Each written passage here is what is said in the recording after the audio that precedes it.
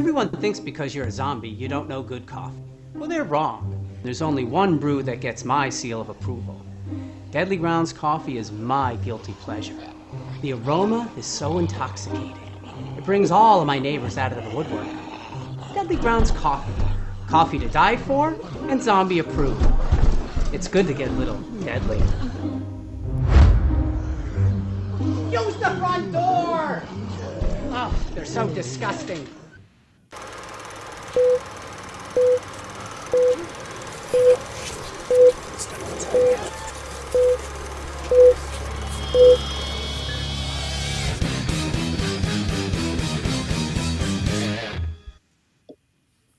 Hey everybody, it's Tuesday night, time for another live Wicked Horror Show. I'm Kevin, and as always, I'm joined by Tony Has Nine Fingers. What is going on, people?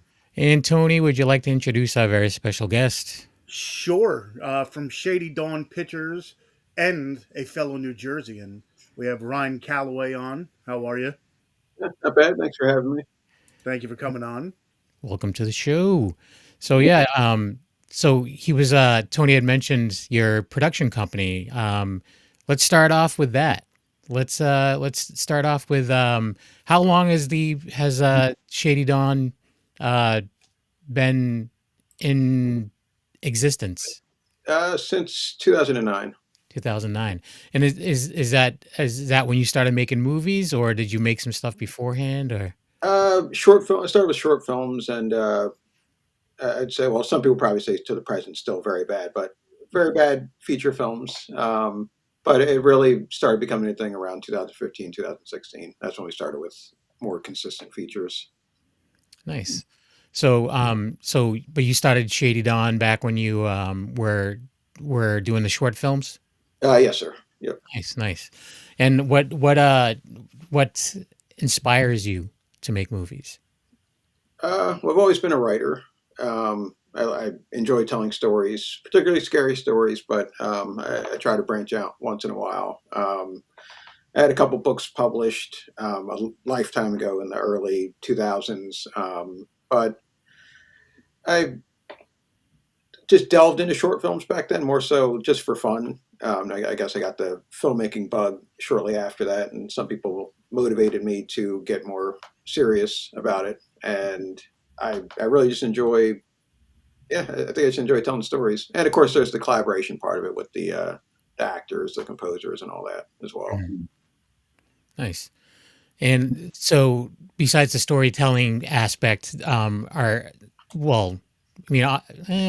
guess it's kind of a loaded question. I was going to say, are there any movies out there that you would credit as itching that bug, or starting that for you when you were younger? Definitely Jeepers Creepers, I would say. That I saw it for the first time in theaters on my birthday, and scared the hell out of me way back when. And I went to see it 7 times. And then, speaking of physical media, I think it was, I don't know, it was coming out on,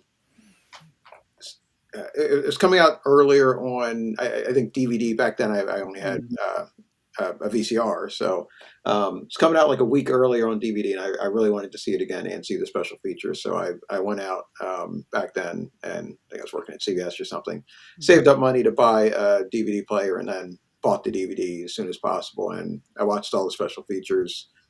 Same for the second one. And that's where I, really saw what filmmaking was like from all the behind the scenes featurettes. And I mean, back then it was, I don't think,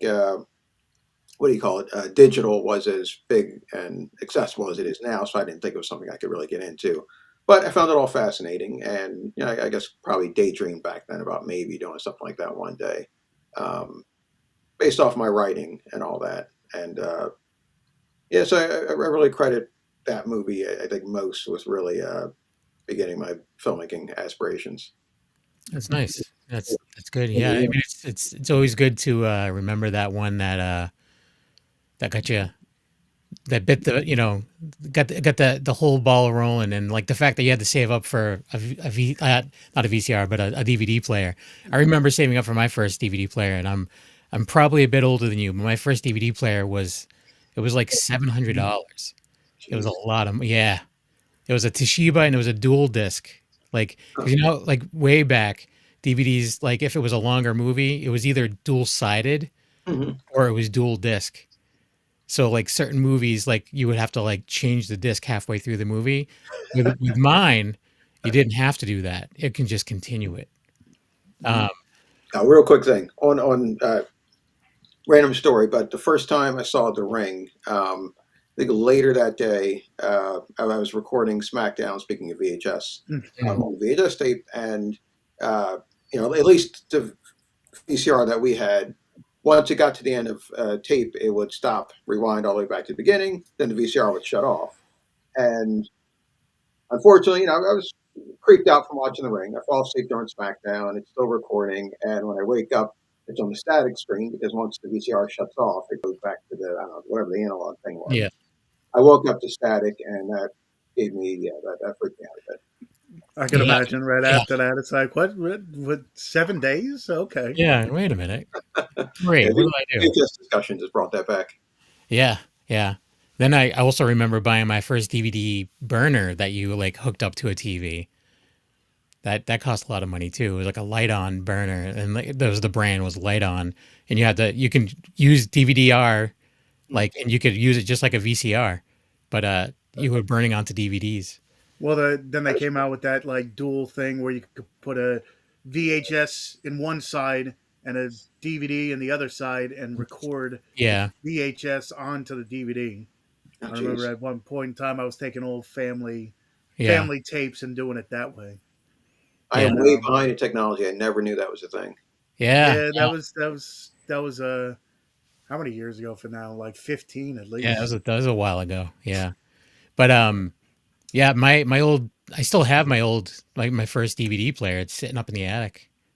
Probably Look at that. I don't know why I'm positive it doesn't work, but I still And if it does, it's probably worth like $10 now. well, But it cost me so much money. Like I was working for Best Buy at the time, and that was with the employee discount.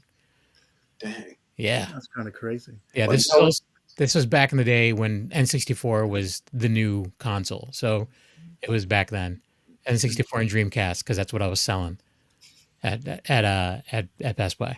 if you ever pull it down from up there, there's a mysterious VHS tape in there. Don't watch it. I guess that's the Yeah, yeah. That's yeah.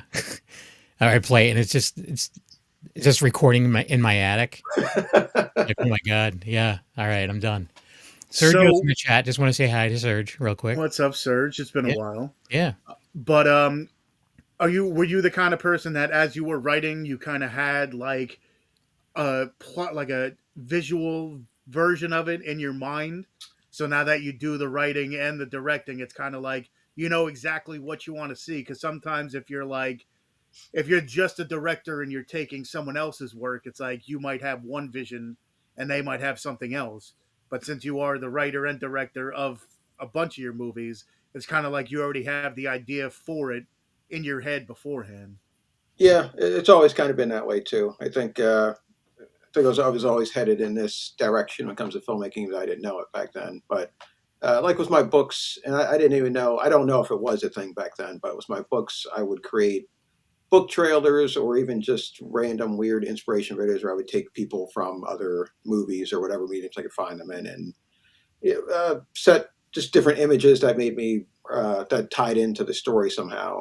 I would edit those together, so I was pretty good at it. I think people didn't think they were total garbage. So that's yeah. I think I've always been visual when it comes to my writing and things. I definitely wanted to see my books become movies from other people, and music's always been a big thing for me. I don't really listen to a lot of songs or bands, but I do a lot of movie scores, particularly horror, but some Hans Zimmer stuff as well. And I did that. It was influential in my writing, I would say. I would sometimes come up with, for my books, entire ideas, subplots, and things based on a piece of music that was especially interesting to me. And I've kind of continued that with my screenwriting as well. That's cool. So like, how do you find the people to work with as far as like with scoring and with the to get the right feel for your movie? That's a good question. So there's for the composers I work with most, well, it's probably a tie between, no, it's not. Big Seven, first and foremost. And then a really talented guy named Tassos Eliopoulos, even though I've branched out from there when I need to. But there's this website called freesound.org, where there's a lot of Foley and just random sounds, and also surprisingly good music on there, which you can. I mean, some of it you might have to get a license for, or they have certain conditions for using their music. But um, when I was doing my like temp scores and things and working on the rough cuts of movies, I would usually browse there. Sometimes I keep it, unless the composer comes up with something that I like better. I found a couple of this industrial duo from the UK, their songs on there. Really liked them and ended up reaching out to them and asking them if they would be interested in scoring. And they've done, I think, the majority of my movies since 2015. But I've also had a few people, and I think Tassos as well. They would find my projects through IMDb or elsewhere, and I guess it was just seeing someone who was creating something that they thought was interesting. So they would reach out to me through IMDb, and then we would end up going back and forth and working together. That's nice. Nice how that works out.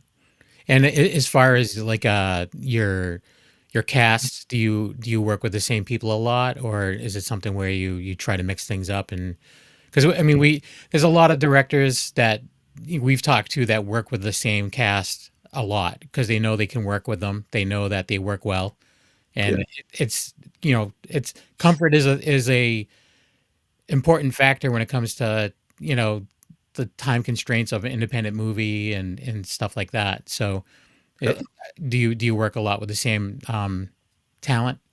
I tend to. Yeah. Yeah, I mean, sometimes due to availability, or even if it's just I don't know, no one I've worked with quite fits my vision for something. I do branch out here and there.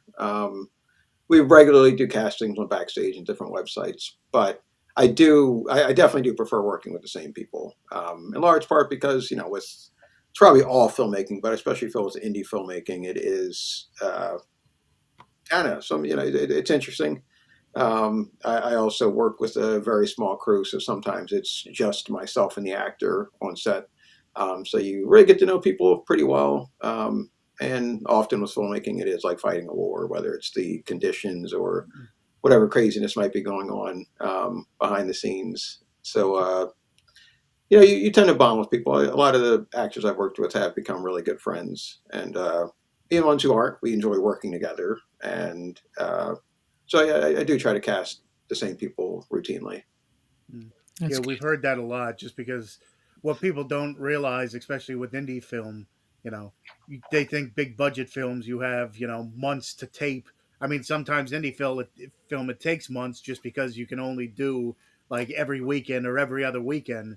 It's not like you have the whole couple months every day filming. So what people don't realize is, with indie film, if you can cut corners a little way, Right, could mean a lot to a film. Could mean a bigger budget or something along those lines. So it's right, kind of funny how people look at some things. It's like, oh, that person's right, and it's like, yeah, even like you how many times has DiCaprio been in Scorsese films or something? It's like, hey, listen, I know, I like working with you. Sometimes I write, or I'm sure maybe you've written a part for someone you worked with before that you're like, I think this part would fit perfectly for so and so. So it's just like, if can, why not? yeah, definitely. Yeah, and also, I mean, a lot of I've been fortunate to be able to schedule fairly close together. Usually, my movies take between, I'd say 2 to 3 months is our average. And often for budget reasons, we will shoot on a location, we'll rent it out for somewhere between 1 and 3 weeks and shoot straight through. And oftentimes, the actors are traveling to get there. I'm traveling to get there, so we will sometimes just stay on set, especially basically our home for the duration of those 2 to 3 weeks. So we're basically roommates. So in that case, you either will become fairly close or you'll hate each other. So that also dictates whether or not I work with them again. And yeah, at a certain point, you know what they're going to give you. And I definitely have written roles specifically for certain people. And yeah, like acting, it's, well, I guess any job, it's a lot easier when you like the people you're working with. Mm. And especially with this kind of thing, because, there's not a whole lot of money in it, or at least on the front end. So you have to be in it for the passion. And I think part of that is wanting to create a good product, a good film, but also wanting to do right by the people around you. Yeah. How many movies do you try to like? Do you have like a goal of like how many you do like in a certain time frame? Like as far as like a one a year? Is it like two a year or? I try to aim for 2 a year. I don't know if it's old age or what. I've slowed down the last couple of years, but for a while I had a pretty good streak going of doing one in like late winter, early spring, and then one in the fall. I hate filming in the summer, way too hot, and I get angry black man syndrome when it's over 75, 76 degrees out. So Yeah.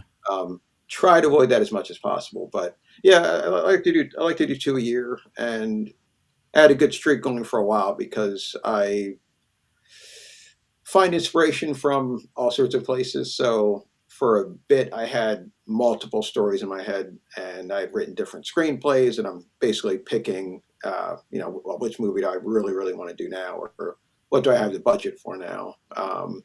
So yeah, for a bit, I was really eager to jump on different things, but yeah, the last couple of years, it's been a little slower. I haven't quite known what I was doing until I was late in post production on something, and in some cases, when I was even finished. But I hope I just finished one. Well, actually, no, we're still wrapping up post production on New Jersey Devil, but right now I'm working on 2 script ideas because I really do want to film again in a couple months. So we'll see. Hopefully, I get back to that pace. That's what drew me to you on the Instagram page. I saw pictures of the New Jersey Devil, and I'm just like, hey, I'm looking, and then I saw pictures for Dark Frequency, and then I'm like, oh, let me just reach out because not only the Jersey connection, but just like I'm looking, I'm trying to see too, like where your location is. It a bunch of Jersey areas, or is it like around the tri-state, or where do you find your like filming Uh, areas? Most of our filming is in New Jersey and Pennsylvania, I'd say. We split it up usually between the Lancaster and the Poconos. Mm, Better yeah. for the rural locations, and it's a little quieter than most parts of Jersey. Yeah, because the one thing I always say, it's like Jersey has a little bit of everything. One section could be like farmland, one section's like forest, the other it got the beach, the Jersey Shore. So Jersey has like a little bit of everything in all in one state. You just drive down the Oh, Mass does turnpike. too, but it also has a lot of garbage. Mhm. Let's just say a lot of mass holes, and I'm proud of it. I don't know, not really, um, but yeah, I don't know because I was actually wondering that we were watching Well, we both watched Dark Frequency today. I watched. What did you watch it on Tubi? I watch it on Tubi. Yep. I watched it on Plex. Hmm. And I don't know if you had as many commercial breaks as I did, but hopefully you're getting paid from Plex. Let me tell you, because it seemed like every 5 minutes there was a commercial break. I had And at least five or I had six there was a lot. breaks. There was a lot, and they're really pushing GMC trucks. So hopefully GMC writes you a nice check. Um, Were the ad breaks at least on good moments, or was it just randomly like mid scene? no, they were actually pretty good moments. Like they were mid scene, but they weren't like mid line. All right. You know what I mean? So like there was a part where like oh, this happens, and someone looks over, commercial break, and it comes back. Oh, this is what she's looking at. Okay, all right. But it's just like, all right. Hopefully, the commercial break's not too long, so I'll forget what she was. That's what she was doing. But it was, but it was, but yeah, I thoroughly enjoyed it. And the good thing is it's free. It's free to watch out there for those who are watching and those who will be listening on Thursday, because the audio will go up at a later date. So you have a bunch of stuff that's streaming on Tubi and Plex and these other locations? Yeah, Tubi's pretty much picked up, I think, all my movies since 2016. I want to say, I think they all my feature films, and the Nice. others you could find quite a few on Amazon. Plex has a bunch, Roku TV, different streaming apps like that. And that's one thing Nice. too. I think Tubi is becoming more and more popular by the day because I'm seeing Tubi originals, which they didn't have before, No, and it's like and just like the amount of movies that are coming on there. It's like, okay, this is that alternative that everybody's looking for. Where it's like, okay, it's just like you know, uh, you get commercials, but it's almost like TV back in the day, where that's what you're gonna get. You're gonna get part of it and then a commercial. So. right. Right. Is it? I don't know how the younger people take to that. Like us, I'm Mm, pretty sure we grew up with regular commercial breaks, but yeah, Oh yeah. they might be put off Still, by that a little. yeah. Like my in-laws still have regular TV, and like whenever I go over there, and they'll put a movie on like one of the regular cable channels or something. I'm just like, holy crap! There's so many commercials. This is crazy. Because we have Hulu with no ads. We have like all the other things with no ads, and it's just like Yeah. this is a lot. But we also pay a lot for it.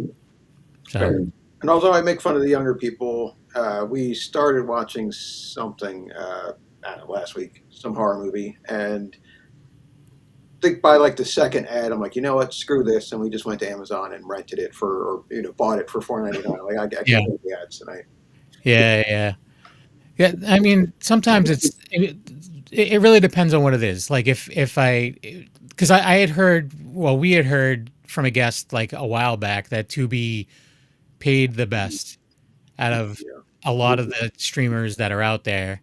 So I'm like, all right, well, if some of these free services out there are paying, then I'm fine with the ads. So yeah, I'm fine with it. yeah, If they're Tubi. actually paying compared to like Amazon and stuff like that, which don't pay as well. Um, but yeah, I Yeah, don't know. I definitely share that experience with whoever that filmmaker was. Yeah, like when I first started, or at least when things first started to take off for us, which was I think so right around 2017, 18. Amazon was the best paying by far. Tubi, I mean, I think eventually they started picking up my movies, but yeah, payment wise, it was okay. It was like pocket change, but mainly it was Amazon. Um, back then, I think I'm allowed to discuss this publicly. I don't know why I wouldn't be. Back then, Amazon paid around 16 cents per hour watched, which doesn't sound like a lot, but if a lot of people watch the movie, it does Right. equal out to a pretty good amount. Which for us, we're doing pretty good on there. Then they cut it to 5 cents per hour watched, and that caused a little bit of panic for me. But then our next movie, which was Let's Not Meet, ended up being our most popular ever, and still is to this day. And it got watched so much that we actually ended up doing better profit wise than we ever had on anything. But then they cut it even more on Amazon to like from I don't know, I think it's between 0.001 cent to whatever per hour watched, and Jeez. um, yeah, thank God after that, Tubi really stepped it up when it came to, I don't know, somehow things just flipped completely. But yeah, if we were depending on Amazon, I do not think I would still be making movies. mm. Yeah, with that, and then Netflix, used to have a bunch of indie films, and then just cut like that whole section off. It's like I used to, go there for a lot of that independent stuff, and then they're like, "Oh, we're just not gonna carry these anymore." It's like, Yeah. "Oh, okay, thank you." And then, but then you got like Shutter come from it, and Right. so many different like independent horror venues, I guess, if you whatever you want to call it. So I guess from a bad situation, more grew. So That's true. could be worse. That's one great thing about Tubi too. Like I really didn't know much about it until I saw through my film distributor that they were starting to work with Tubi. Then I scoped it out really just to see what my movie looked like on there first and foremost. But then I branched out and watched everything else, and I'm like, wow, they have probably the best selection of horror movies I've seen anywhere. Because they have some more obscure Mm, bigger budget horror films that I'd never seen or heard of before. But then they have a lot of really, really good indies too. So Yeah. yeah, I love Tubi personally. Yep. Same. I think because Wolfie's in the chat, he said his first DVD player was a cheap Onkyo, and it lasted him forever. His first DVD player, but because he's doing the 30 days. Yeah, 31 days, and he's doing nothing but Tubi movies. Yeah. Mhm. So he does a 30 days, like for the month of October, like a 30 days of Halloween, or 31 days or whatever, and but yeah, so he's doing. This is a guy that was very much against streaming as well. Well, he also, I don't think, had the capability of streaming, right? Didn't he not have like Well, he's just Wi-Fi or something? Well, he at just one does it off point? the computer. I don't know if he still does. Sergio's asking if he missed the trailer. He didn't. You didn't miss the trailer. So good job, Serge. We'll play a trailer in a couple minutes. We're gonna So play right, the so trailer right for now we. Night of the Harvest. That's the one we're gonna be playing. All right, and then we also we watched Dark Frequency. So do you want to explain that one a little bit to everyone? Sure. Explain it like just like a A summary. little brief Synopsis. synopsis. Yeah. Yeah, a little bit. First of all, everyone, I'm terrible at giving summaries of my own movies, so forgive me if I don't sell this. I think it's a pretty cool movie, though. But it's I gotta go back in my brain. It's about follows the story of a troubled young girl with a very difficult home life named Mary, who after a traumatic incident ends up in a residential treatment center for troubled teen girls, and basically what is supposed to be a safe haven has strange goings on behind the scenes. And she finds out that there's stories about things going on in the woods and with prior residents. And I hope I didn't scare you away with that terrible explanation, but Nope, no. not at all. And it's worth checking out for sure. So Sergio, if you have Tubi, I know you have Plex because you mentioned that you watch things on Plex, so go check it out on Plex. It's free to stream. And Wolfie, you too. Go check it out on Tubi. Yeah, because he's been doing that a lot. Yep. Is Night of the Harvest, is that on Tubi as well? Yes, yeah. It gets on Tubi and Amazon and a couple others. And Plex, I believe. All right, cool. I'm gonna have to watch this one on Plex. Maybe I'll have a better commercial experience. Well, I noticed, especially on Tubi, it all depends on what time you watch it. Yeah. I had that Sometimes too. it's like- There was a time I watched it. I watched something at like 12 o'clock at night, and I got like 2 commercial breaks. Nice. Yeah, then there was another time I watched it like during the day, and it was like I got like 15 or something. But it was that was just an experiment that I don't know. I don't know why I needed to run it, but I did. Let me see. I'm gonna play the trailer for Night of the Harvest. I'm gonna play it like directly from my YouTube, so hopefully it doesn't get too choppy or anything. So I apologize in advance. And here's the screen. I'm gonna solo it, and I'm gonna hit play, and we'll be right back. So they'll be able to hear you if you talk during the trailer. So I'll keep it down. so stop burping, Tony. All right? Yeah. You guys sure you want to hang out here? Really? We'll be back before dark.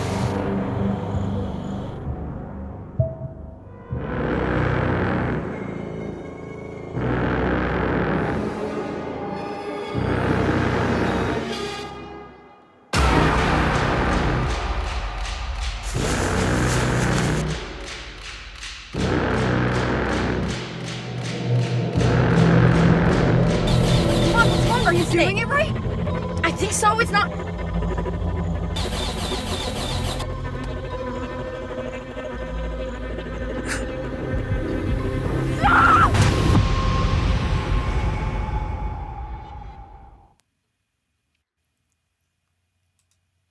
And there's that.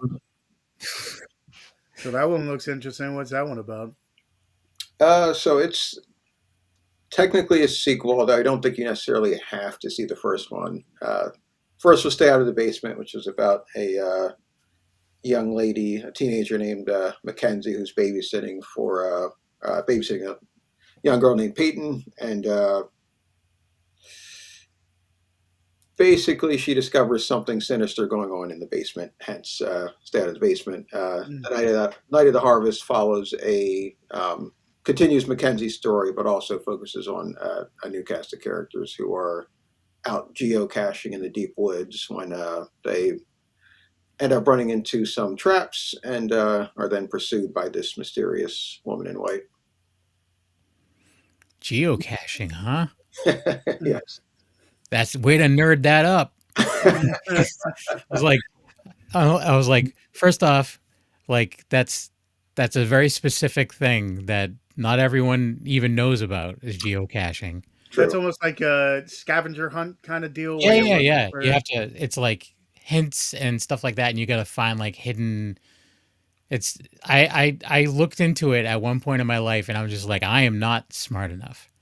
And then what do you do? Because I've seen videos of people doing that. What do you just write your name on a piece of paper and say I found it, or? So this was, well, again, earlier I mentioned inspiration coming from all different areas. This was the second movie, or at least subplot, I would say, inspired by random circumstances. My stepdaughter and niece dragged us out geocaching at a park because they had just gotten into it. I guess it was big.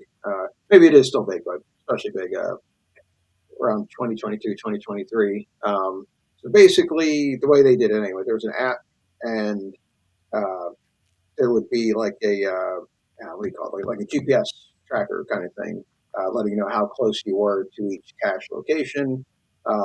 If you sucked at it like we did, you'd have to ask for hints on exactly where to find it, and then you find it be like this little box, and inside some people would leave trinkets behind, coins or whatever, and there'd also be a little notebook, and then you would just sign your name and leave something if you wanted to, and then move on. And one of the caches that we found was like in a little, like in a hole inside of a tree, but thorns had fallen across the front of it, and a little dangerous to get to. And of course, in my mind, I'm like, well, that'd be a great thing in a horror movie. What if someone reached in there and one of the thorns had like poison on the tip, and then it created all different scenarios on how this could go wrong, and that kind of led to some ideas in this movie. Yeah, it's definitely things like that where it's just like, how many times that we're sitting here, especially like us horror movie fans, where you're just sitting there, you're like, this would make an interesting movie, or like it's just like something happens and you're like, I could see that on screen. So yeah, I always compare geocaching to like, well, not always, because geocaching has been around a lot longer than what I'm going to compare it to. But I was saying it's like geocaching is. No, I was going to say it's like Pokemon Go, but for like really smart people. Like so Pokemon Go, but less nerdy, or is it more nerdy? I know so many people that still play Pokemon Go, like, and they're adults. And I'm just like, all right, whatever. I wasn't particularly embarrassed geocaching, but I think I would be playing Pokemon. Oh, totally. Yeah, I wouldn't be embarrassed either. I looked into it. I'm just like, this is way more than I have the mental capacity for. I would get frustrated very quickly, and I would be a fool. Like I would just cause a scene, and I don't know. Then I would just take everything. I'm like, I'm going to take the notebook too. I don't care. No one's finding it ever again. I win. So now with indie films, I know a lot of people have many hats. So I know you direct and write and stuff. What else do you do when the movies comes out? Are you the editor? Are you the scorer and everything else, or do you have a little team with that? Unfortunately, yeah, the score is probably the only thing I don't really have a lot of. Well, I'm involved in the sense of I sometimes do a lot of arrangement, like Pig 7. They don't generally do traditional scores for me. I mean, sometimes they do, but often they'll just write tracks based on some of the images or the themes. And they'll send them to me, occasionally with labels, but sometimes not. And then I'll just have fun, which I really do enjoy doing it, going through and placing the tracks, finding out where it works best. Sometimes mixing them up, because I'm pretty adept at that. But aside from that, so yeah, writing. I generally do all of the videography, my own lighting. Now in New Jersey Devil, I have a pretty substantial acting role in the movie, so I did have to get some outside videographers for that. But generally, I'm pretty good with the camera. I know what I'm doing, so I tend to just do that myself. A lot of the crew positions, if it's something that I can set up and put into place myself beforehand, I just do that. And that kind of started from in my early days when I was just doing the short films. I would have people call out, and it would ruin, an entire day. We'd have to do a rain check, and it's very difficult, especially with indie filmmaking. I would think rescheduling. That's always a nightmare because then I have to get everyone back on board. So it's difficult enough worrying about scheduling actors. So you throw the crew in there in each position, it's even more crazy. So I'd have call outs.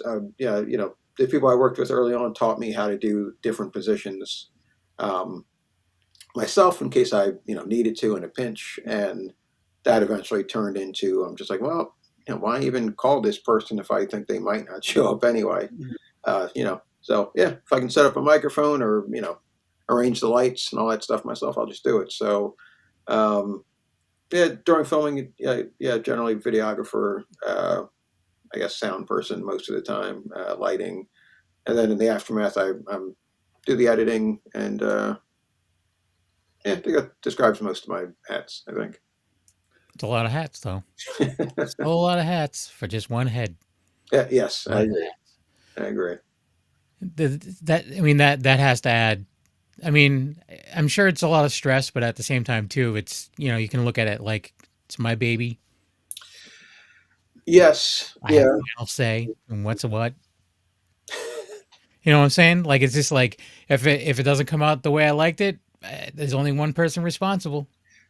That is absolutely correct. That's how I feel about it. That is, yeah. Because I've had those experiences too from my early days of wishing I had done it myself. Because I feel like I'm generally most of the actors I've worked with, I haven't heard different, have complimented me for being very efficient. Because most of the people they work with do have entire crews. It's not just themselves running around, but they do credit me with being very efficient when it comes to timing and things like that. And you would think it would be the opposite, but I feel like as a director, a lot of the time you're communicating your vision and what you want to everyone else anyway. So with me, I just cut out the need for that communication. And rather than saying, hey, you arrange the light this way or bounce it off of this and, having to describe it to people, I just go and do it myself.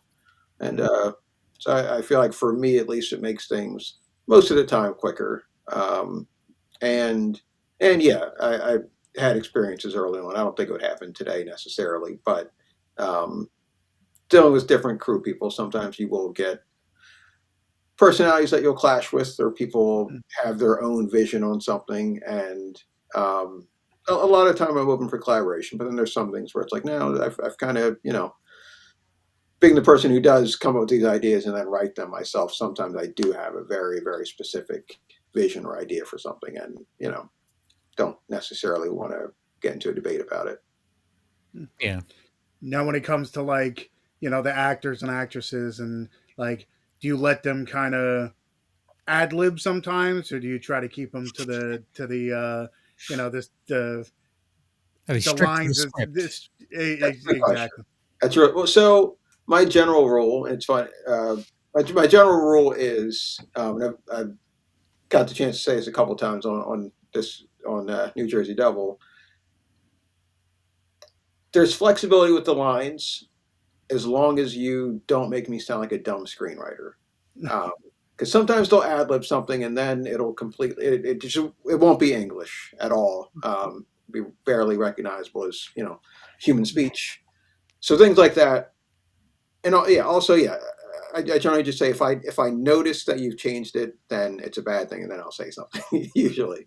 But yeah, because sometimes they ad lib or a word comes in or they swap a word, and I don't notice because I don't care. Yeah. If it's minute, if it doesn't change the meaning, if it doesn't sound ridiculous, then I'm okay with it. But sometimes I have to be specific because sometimes they have to say this specific word because it ties into something else, later in the Further down the line or something. Right, right. So things like that I can be strict about. Again, just for the sake of a coherent story or it not sounding stupid. Hmm. But overall, yeah, like there were a couple times with this recent movie where they would say, "Oh, I changed this line. Is that okay?" And I'm like, I didn't notice, so I don't care. Hmm. It sounded good. Yeah, It flowed well, so no problem. because especially we've had certain actors or actresses that they're like, we get into like the character so much that sometimes we're reading lines and it's like I don't think that fits with the character or something, so then it's like I'll shoot something out. It's like my own little ad lib kind of deal. So we've heard both ways where it's like the writer's like, listen, this is my story, kind of just stick with it, and then there's other times where it's like, hey, if you find it better this way or saying it this way or doing it this way, sometimes I guess it flows better. But Mhm. being someone who watches movies as opposed to actually do it, it's like I could see both sides of the coin. Yeah, he's still trying to tell his story. So Mm. as long as his story is told, right? Right. It depends with me too. Like one thing I really enjoy working with actors, and I enjoy working with different types of actors, whether it comes to their methods of acting, if they're more of method actors or whatever the other methods out there are. But also when it comes to line delivery and things like that, I appreciate those who uh, are really attached to their characters and make it their own. And again, for me, there's some flexibility for that. Um, I would probably be a jerk and argue with most of them that I know the character better than you, most likely. Mm. But again, with some flexibility of okay, yeah, that if it's something where it just helps it to roll off their tongue better to say it a certain way, again, that's something I'm okay with. Mm. And there have been instances where uh, sometimes they do come up with something like, yeah, that fits, that tracks. I think that actually is better than what how I wrote it. Um, I think that's rare, kind of, but it does happen. And I'm kidding, it's not that rare. But So the next one is the Jersey Devil. What do you have next? Like, do you already have something planned after Jersey Devil? no, I mean, so I'm working on two different story ideas right now, but they're still very early in development. Um, yeah, this hopefully won't be too spoilerish for people, but with New Jersey Devil, this was my most difficult script probably ever that I think that I've written. Took me way longer than usual. I went through more drafts than usual, and it's a lot that I ended up on the cutting room floor from just the screenplay process. Now, the movie itself, my initial rough cut was 2 hours and 50 minutes. So I had to cut a lot, which went well. I think I was able to trim a lot without taking away from the story. But even before then, there were many pages and subplots and things cut out of the script. Um, in earlier drafts that I really liked. The story has to do with, well, one big element of it is a family in the process of adopting a teenager who was formerly their babysitter, who grew up in troubled home situations, was adopted by a prior family who she was not getting along well with. And then the Tatums decide to adopt her. This in part based on a real life story. Can't say too much about it because I Mm. uh, am connected to an adoption agency, so I get some very interesting inside stories. But so yeah, it was based on a real life situation. But in the earlier drafts, I won't say too much, except for to say that she found out that her mom may or may not have had some mental health issues that she might have inherited. So that played a major part in the movie for her new adoptive parents figuring out whether or not she had it or not. And she starts to show symptoms and things go from there. So I'm pretty sure I'm going to flesh that out since I cut it out of the earlier drafts into its own film. So it could definitely be interesting. Um, Mm. so I'm working on ideas for that, and I have another idea I'm cooking. So we'll see. Hopefully I'll have something written. So I really would love to film something in the late winter. So we'll see. Nice. And as far as with the New Jersey Devil, with that one, what do you think what is your goal as far as turnaround time for when that's going to be released? Well, we're aiming for. Uh, it's great. We have two back-to-back Friday the 13th, February and March in 2026. So aiming for one of those. I'm pretty sure we're going to pull off February. Okay. That's And cool. people Now, should be able to find that on like places like Tubi and stuff. Yes, yeah, I'd say February, March. There's a couple of opportunities for on a smaller scale, the big screen we're looking into for it. Oh, So nice. hopefully that goes well. That would be more so January or early February, and then streaming Tubi and all the others we would expect in March. and that's the beauty of the success of some of the indie films, where it's just like, years before that would probably be like you wouldn't hear, okay, let's put it on the big screen. Now seeing other movies out there, it's like, hey, even if it's for a weekend, like a premiere or something, it's like, let's see our movie on a big screen somewhere. Right, it's worth a shot, and I figure Jersey Devil movie. I'm pretty sure there's going to be some New Jersey theaters out there that would be more open to showing it around that time. Now, do you do any of the conventions or anything that are in Jersey? You have like Monster Mania and stuff that every once in a while do like the film side, where it's like throughout the con they're playing films on like a not a big screen, but it's like a projector, I guess you would call it. Or how many different like Buffalo Film Festivals, like you ever do any of those? I do the occasional film festival. There's a guy named Larry Rosen who and his crew who put on a few festivals throughout the year. I think the Northeast Film Festival and Horror Fest. There's a couple others. I usually submit to theirs. They tend to appreciate my films. Whoever does the selections. I tend to have problems with film festivals just because my movies are, as you guys saw, they tend to be 2 hours or more, or right around 2 hours. So with festival programming, they have to be very selective with that. So often I don't submit to that many just because it ends up being a you know bigger loss with the festival fees and all that. But yeah, so we do a few fests. There's actually I don't know that we're in yet, but there is a Northeast Film Festival coming up in I think Teaneck in December, which we have a good chance of being a part of. It was the first part of that question. It wasn't film festivals. It was Conventions. conventions. So not yet, but one of my actors, Hiram Ortiz, is a big fan of those and has been trying to talk me into doing one for years. So we're probably going to do it soon. Just got to find the right time, and I want to bring some of the actors out for it because I am not great at selling my own stuff.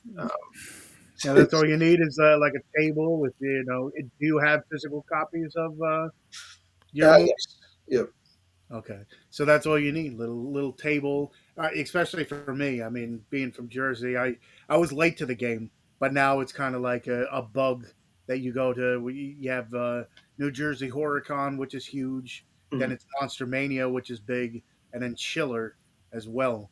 So I love seeing. You don't see it often. I'm very surprised where it's like a table for like an indie film or a production company or something.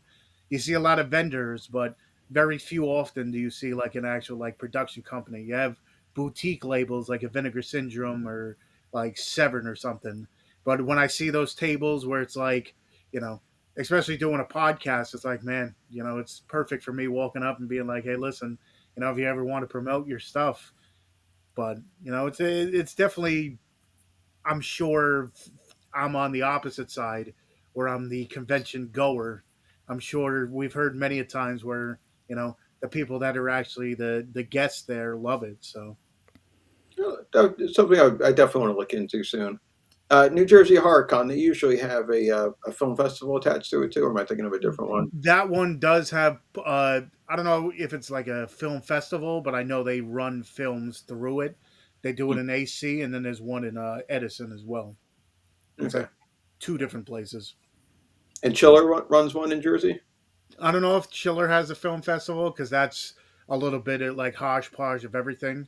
From like with the name, you would think it's just like horror movies, but this has like Yeah, like 70s and classic 80s TV TV. Yeah. shows and like everything. So that one It's might still, not it's have still it. it's still a pretty packed show, Hmm. but it's yeah. I think Monster Mania is is a good one though. Like for independent filmmakers, I think that's where I ran into a bunch is at Monster Mania, the ones that I've been to anyways. Like that's where I met Chris Seaver for the first time, and that's where that's where I met Joe Stoffer for the Mm. first time. Um, a bunch of filmmakers had a lot of the indie filmmakers would get booths and sell their wares. So that's Monster Mania is where to be, I think. Yeah, Sherry Maybe Hill, New Jersey. Cherry Hill. Yep. I almost went to one a few years ago, specifically because I wanted to meet Jonathan Breck, who played the Creeper in Jeepers Creepers. But Mm, yeah, I think the big hotel scared me away in the yeah, parking situation. I mean, it is, especially the amount of people that go. It is very like it's cramped, packed. Yeah. Yeah, but it's a fun experience. It's expensive experience too, but yeah. it's a Well, fun experience. you could have been waiting in line all day just to meet him. So it could have been not that expensive because you would could have just got out of there just paying for one autograph. Um, but yeah, it's shoulder to shoulder. There's smells. You know, it's one of those kind of cons. You're just like, oh, that's lingering. Yeah. Um, on that note, we do have to wrap things up. So where can people go to follow news on what you got going on? What Shady Dawn Pictures has going on? Like do you have social media for like links for everything or Yes, on what am I on? So on Instagram, I know for sure it's Ryan Callaway, spelled Callaway, SD for Shady Dawn.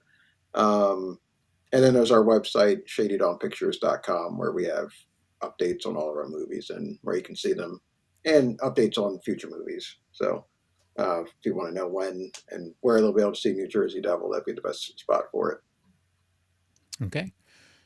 Tony, what about yourself?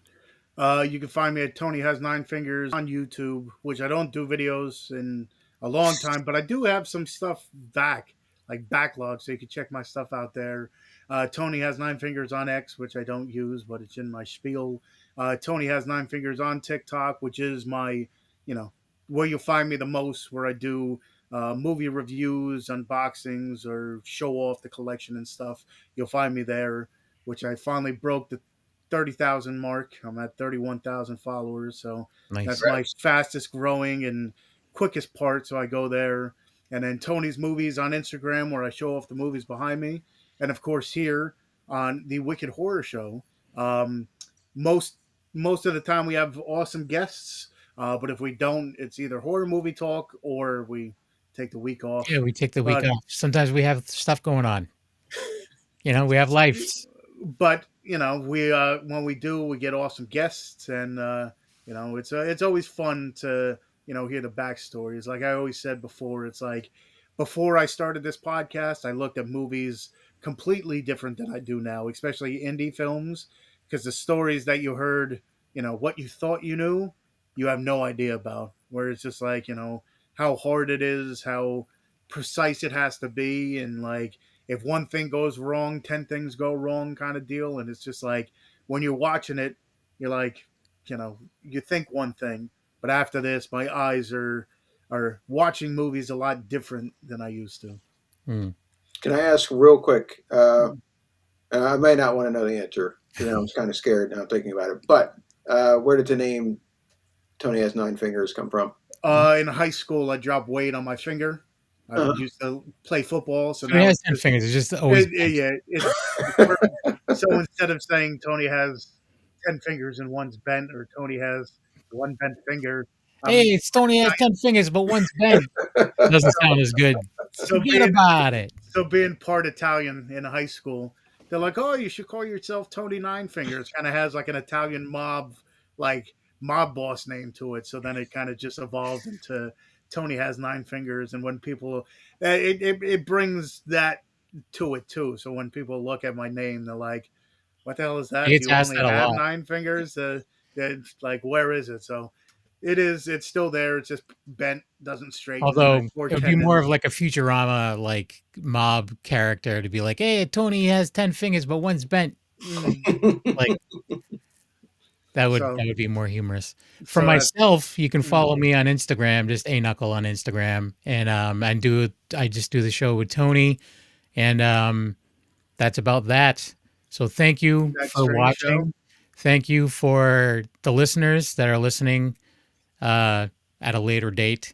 But if you watch the show, you could have saw the trailer. I'm just saying, Yeah, the more people you that missed it. watch, because at that point in time you're just listening to sounds. Yep, just Which then listening to you all the can beeps and whistles. Oh wait a then minute, you Kevin, did you say a knuckle on Instagram? Yep, Wait, so he has a bent finger and a knuckle. yep, yep. He's got a, There's a different there's a whole story good behind story. that yeah, too. Not a I good don't think story. I've okay. It's not a good story. Not a good story. Not a But story for the podcast nope, listeners ears. nope, not at all. There may be children listening, but anyways, thanks for coming on, Ryan. It was a pleasure. Thanks for And having me. keep us posted when New Jersey Devil's ready to come out or whatever. If Maybe you you want want to to come come back back on, on and bring some cast members or something. I'd love to. There's plenty of great. I mean, it's something you said earlier. A lot of really interesting things happen behind the scenes when we're filming this movie. So, there could probably be an entire whole episode on that. I'm sure the actors would love to retell some of those stories. It was Cool. Yeah, quite keep the us production. posted. Awesome. Well, thanks again. And thanks again to Sergio and Wolfie that were in the chat the whole time. And have a good night, everyone. Goodbye. 1 second, it's ending.